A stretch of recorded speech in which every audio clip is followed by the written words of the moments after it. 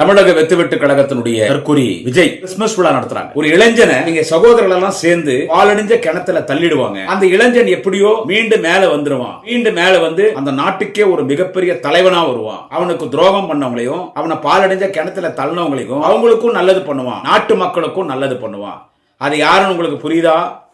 B confident, be confident. அது யாருன்னு கேட்டீங்கன்னா ஜோசப். அந்த ஜோசப் மாதிரி இந்த ஜோசப் இந்த நாட்டுக்கு தலைவனா வருவேன், அதாவது முதலமைச்சர் வருவானா. மயிர்புடிங்க மன்னார்சாமி இவன் ஊராட்சி மன்றத்தில் உறுப்பினராக கூட வர மாட்டான், ஒரு வார்டு மெம்பர் கவுன்சிலர் கூட ஆக முடியாது. விஜய் தற்கொலை விஜயால கிறிஸ்துமஸ் விழால நான் ஜோசப் பண்றேன். கட்சி ஆரம்பிக்கிற டைம்ல எல்லாம் விஜய் பாத்தீங்கன்னா நெத்தியில குங்கம் வைப்பான். இந்துக்கள் ஆதரவு எனக்கு வேணும், என்ன கிறிஸ்தவனா பார்க்காதீங்கன்னு குங்கம் வச்சா. ஏன் கிறிஸ்தவனா பார்த்தா என்ன? ஆனா இவனுக்கு போய் அங்க என்ன பண்றாங்க பெரிய பெரிய மத போதர்கள்லாம், நம்ம கிறிஸ்துவன் அவன் இத்தனை நாள் இந்துவா குங்கம் வச்சுட்டு இருந்தான், அவனை திருத்திட்டோம். பை பர்த் நீ வந்து ஒரு கிறிஸ்டியன், உங்க அம்மா அப்பா ஒரு கிறிஸ்டியன், உங்க அம்மா அப்பா கல்யாணம் ஆனது சர்ச்சில் தான் கல்யாணம் ஆச்சு.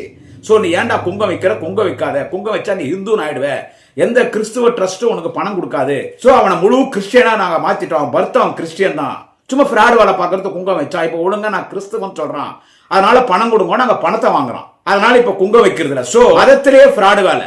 ஒரு முறை குங்கம் வச்சு இந்துன்றான். இப்போ பைபிள்ல வர ஜோசப் நான் தான் இந்த நாட்டுக்கு முதலமைச்சர் வருவேன் சொல்லி அந்த கிறிஸ்துமஸ் விழால பேசினான். இது கிறிஸ்துமஸ் விழாவா என்ன விழாங்க?